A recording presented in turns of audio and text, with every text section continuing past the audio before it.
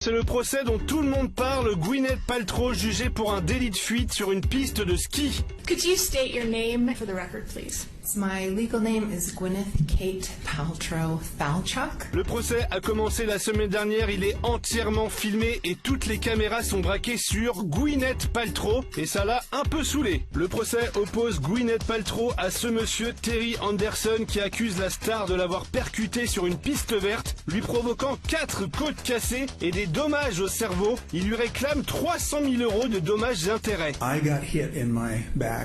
Never been hit that hard and I'm flying. I'm absolutely flying. Alors à la base, il demandait 3 millions mais les juges lui ont dit qu'il s'était peut-être un peu emballé, surtout que de son côté, Gwyneth Paltrow affirme que c'est lui qui s'est empalé sur elle. I was skiing and 2 skis came between my skis, forcing my legs apart, and then there was a body pressing against me and there was a very strange grunting noise. I thought, is this a practical joke? Is someone like doing something perverted? Cet accident, il a eu lieu en 2016. Terry a porté plainte en 2019 et à l'époque, il avait décrit aux caméras le bruit qu'aurait fait l'actrice avant de le percuter. I heard this hysterical scream like you never hear on a ski run. Never have heard it in my life. Just absolutely like King Kong came out of the jungle. Interrogé à la barre lundi, Terry a dû refaire le fameux cri et visiblement King Kong il avait pas encore mué. Do it. It was and then boom. On dirait un sketch, un moment d'absurde judiciaire, que ce soit les questions posées ou les réponses, tout est décalé et mesquin, même un juron peut se retourner contre vous. You were furious and said you skied directly into my effing back. Yes, I did. Okay.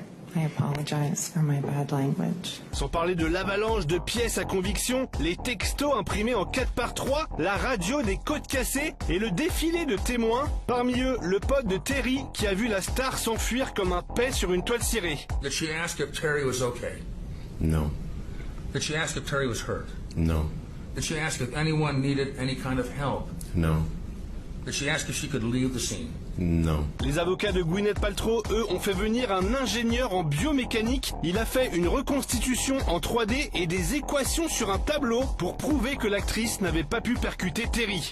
Miss Paltrow's version, her scenario, is consistent with the laws of physics and what we know about biomechanics. Alors la grande question, c'est de savoir si le plaignant n'utilise pas cet accident juste pour vivre son quart d'heure de célébrité. Did you think it was cool to collide with a celebrity?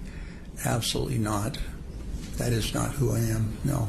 Sauf que les avocats de Gwyneth Paltrow ont ressorti un mail qu'il a envoyé à ses enfants juste après l'accident et dont l'objet était « Je suis célèbre ». You agreed that saying I'm famous was a crazy thing to say.